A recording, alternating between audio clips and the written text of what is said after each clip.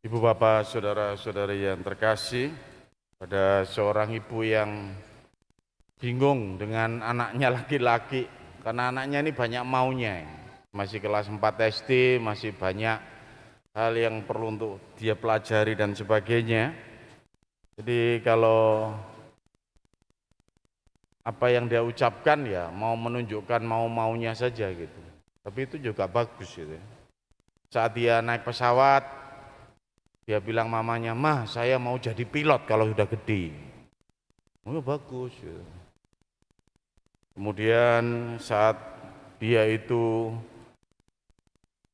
nonton sepak bola, kok lihat pemainnya ditepui banyak orang dan sebagainya, "Wah, saya besok kalau udah gede mau jadi pemain sepak bola seperti Messi." Gitu. Saat naik kereta bagus-bagus, lihat pakaian seragamnya, kondekturnya bagus, masinisnya bagus. "Besok kalau gede saya mau ngendarai kereta api itu, saya mau jadi supirnya, saya mau jadi masinisnya." Gitu. Saat kemarin terima komuni pertama juga begitu, lihat romonya banyak. "Besok kalau gede saya mau jadi romo, mah." Gitu. Mamane pokoknya iya terus, iya terus, iya terus saja gitu, diiyakan.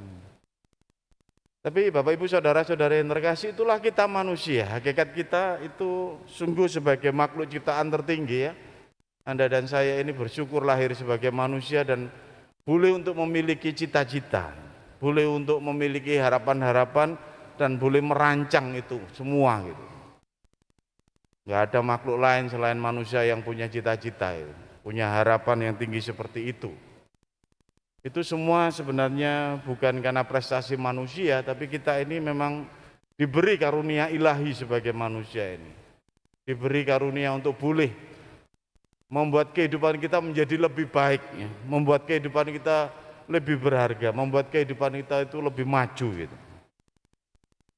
Kita bisa melihat dalam bacaan pertama sampai bacaan Injil bagaimana karya Allah itu ya, digambarkan. Itu menggambarkan cita-cita Tuhan sendiri. Dan kalau manusia punya cita-cita itu dia mengikuti kehendak Allah sendiri, yang karena Tuhan itu juga punya cita-cita untuk menyelamatkan manusia. Tujuannya adalah seluruh dunia ini, seluruh umatnya ini ya diselamatkan itu.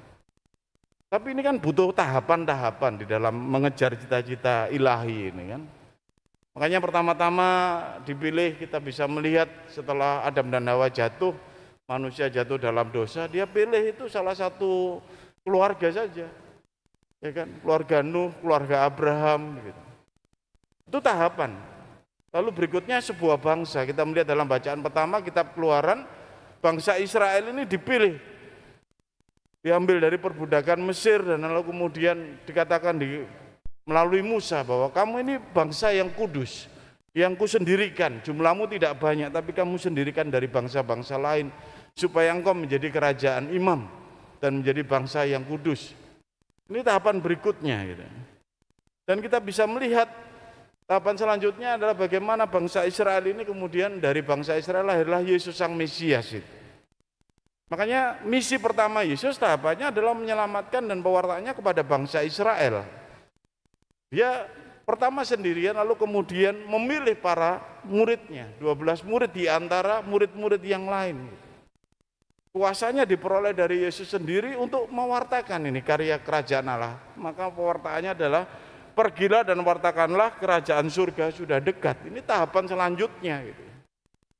Dan tahapan selanjutnya adalah pada saat Yesus bangkit dan naik ke surga, diutuslah Roh Kudus yang baru saja kita rayakan dalam Pentakosta, dan kemudian gereja itu yang dipercayakan, penerus para rasul itu gereja, dan akhirnya sampai di SMTB ini. Anda dan saya ini sebagai pengikut Kristus karena karya tahapan penyelenggaraan ilahi Allah itu untuk mencapai kalau bisa seluruh bangsa ini menjadi muridku. Maka Bapak Ibu saudara-saudari yang terkasih, Anda dan saya sebagai anak zamannya saat ini harus memahami posisi kita ini ya. Kedudukan kita ini, karya keselamatannya ini akan bagaimana?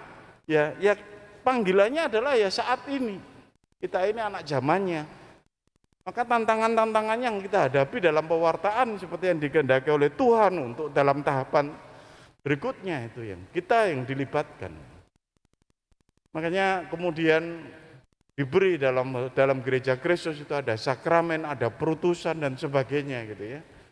Dan kita bisa melihat sejarah keselamatan Tuhan itu terus berlangsung hingga saat ini. Lu Romo kira-kira skenarionya lalu tahapan berikutnya seperti apa? Ya sudah ada di dalam kitab suci dan kita bisa melihat apa yang mau dikehendaki Tuhan. Pada waktunya nanti itu Allah yang Kristus sendiri kan menjanjikan aku akan datang gitu. Dengan segala kekuasaan dan sebagainya. Itu mungkin tahapan-tahapan yang mungkin belum tentu Anda dan saya bisa lampaui sampai karena umur kita ini terbatas gitu. Tapi yang saat ini itu menjadi tahapan-tahapan karya keselamatan yang butuh untuk kita hargai, kita ikut terlibat dan sebagainya gitu. Allah tidak lagi menginginkan kita ini sebagai konsumen keselamatan gitu. Tapi Allah itu melibatkan kita ini bagian yang aktif untuk terlibat terus dalam karya keselamatan Tuhan itu. Makanya dalam bacaan kedua dikatakan, setelah Kristus kita mendapatkan tahap pendamaian dengan Allah gitu. Dan itulah yang membuat kita itu selamat gitu. Dan tidak lagi hanya untuk bangsa Yahudi, tahapannya itu untuk seluruh bangsa. Nah, Bapak, saudara-saudariku yang terkasih dalam Kristus, makanya kerajaan Tuhan, kerajaan Allah itu terus diperjuangkan sampai sekarang. Kalau di gereja itu ada misi, ya misinya terus menerus karena ini tahapan bagian dari karya keselamatan Allah.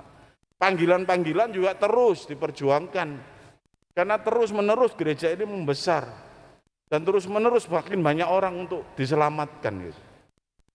Tantangan milenialnya apa bagi kita umat di zaman ini ya? Kita ini kan terlalu banyak informasi gitu kan. Jadi lama-lama kita itu lalu tidak melihat karya keselamatan yang terus diperjuangkan sesuai dengan kebutuhan-kebutuhan lokal ini. Kita ini jadi kurang fokus gitu, bingung. Ini gereja paroki karep digoneng di, kita umat wilayah ini mau dibawa kemana? Kita umat lingkungan ini mau kemana dan sebagainya. Oh paroki sana begitu, oh lingkungan sana begitu, oh keuskupan sana begitu, oh gitu, banding no terus. Nggak fokus. Nggak merasa bahwa inilah karya keselamatan yang sedang diperjuangkan bersama ini. Bingung contohnya, bingung kiblate. Itu akhirnya sama. Agama-agama lain juga begitu. Teman-teman muslim kiblate saiki ke Arab-Araban dan sebagainya gitu. Cari yang kalau enggak rasa koyok kono itu berarti gurung bener gitu. Jangan-jangan SMTB juga begitu, ikut-ikutan juga gitu. Nek gak koyo Vatikan itu gak bener. Ini berarti gak bener kabeh gereja ini. Bangunannya gak bener karena gak seperti Vatikan. Patungnya gak bener gak seperti Vatikan. Kan begitu jadinya. Bangkunya gak bener seperti Vatikan. Nanti pakaiannya semuanya ngiblat terus. Itu tantangan milenial kita. Itu godaan milenial kita Bapak Ibu Saudara-saudari yang terkasih.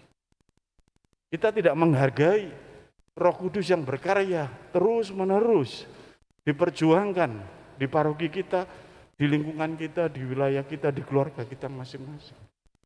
Yang dilihat itu kudu podo kabeh gitu aja. Ini tantangan milenial kita. Sehingga yang lokal-lokal gitu rasanya enggak berarti, sing teko luar negeri ku sing hebat-hebat. Sing dari yang kiblat-kiblatan itu sing paling suci gitu. Saya tidak ingin umat saya di SMTB ikut-ikutan begitu. Kita harus menghargai bagaimana perjuangan tahapan karya keselamatan kita di paroki kita ini. Termasuk ada, kita sebentar lagi punya, ya dari paroki kita itu Yosafat. Yosafat itu bukan stasi satelit, bukan. Dia menjadi stasi itu dibesarkan menjadi paroki. Sehingga lalu memang diajak untuk terus mandiri dan didukung untuk kemandiriannya untuk siap menjadi paroki seperti kita. Termasuk juga intern kita ini. Ya, kalau sekarang gereja paroki ini sedang memperjuangkan gimana ya, ada pemekaran paroki, pemekaran lingkungan, ada pemekaran wilayah. Ya itu bukan berarti untuk mengadu domba Anda dipecah-pecah begitu supaya perang antar kelompok, enggak. Ya supaya karya pelayanannya itu lebih efektif dan lebih nyata gitu. Ini perlu untuk dilihat dalam konteks karya keselamatan Allah gitu. Tantangan kita Bapak Ibu Saudara-saudari yang terkasih, semoga kita lebih memahami dan menghargai bagaimana tahapan karya keselamatan Allah itu diperjuangkan di zaman ini, dan kita dipanggil untuk terlibat aktif dalam posisi apapun juga, sebagai aktivis, sebagai umat di lingkungan, sebagai di dalam keluarga, sebagai gereja kecil dan sebagainya dan sebagainya. Kalau anak-anak Anda mengingatkan, "Pa, Ma, ayo ke gereja kita misa, Pa, Ma, ayo kita doa." Lihat, itu bagian dari tahapan keselamatan dalam keluarga Anda. Kalau pasangan Anda mengingatkan, "Doa ya, ayo jangan lupa kita mohon pada Tuhan dengan situasi sekarang." Itu lihatlah, itu Tuhan yang menyapa dengan tahapan-tahapan karya keselamatan yang mendewasakan kehidupan iman Anda dan keluarga Anda. Termasuk juga kehidupan di lingkungan, di wilayah dan di paroki kita. Bapak Ibu, saudara-saudari yang terkasih, semoga kita semakin terbuka dan merasakan sungguh bahwa pewartaan Tuhan Yesus itu tidak akan selesai di zaman ini. Dia akan terus-menerus memanggil orang-orang untuk terlibat aktif, untuk turut membantu karya keselamatannya. Saya menyapa Anda yang hari-hari ini pesimis, merasa gereja ini, situasi kehidupan ini kok sepertinya mandek begini-begini saja. Terbukalah untuk melihat sekarang banyak orang diutus misi ke seluruh penjuru dunia, mewartakan karya keselamatan Kristus sendiri sebagai karya yang sungguh-sungguh benar, memperjuangkan kita sendiri juga yang dalam kehidupan kita di kota ini juga memperjuangkan nilai-nilai yang kebenaran dan nilai-nilai cinta kasih yang ditampakkan terus-menerus dalam kehidupan kita sehari-hari. Dan semoga Bapak Ibu saudara-saudari yang terkasih, kita semakin mampu dalam kehidupan kita dan keluarga kita mengutamakan kehendak Tuhan, mengutamakan karya keselamatannya yang pasti menjadi jaminan perdamaian yang membuat kita memperoleh keselamatan di dalam Kristus. Berkat Tuhan menyertai kita semua.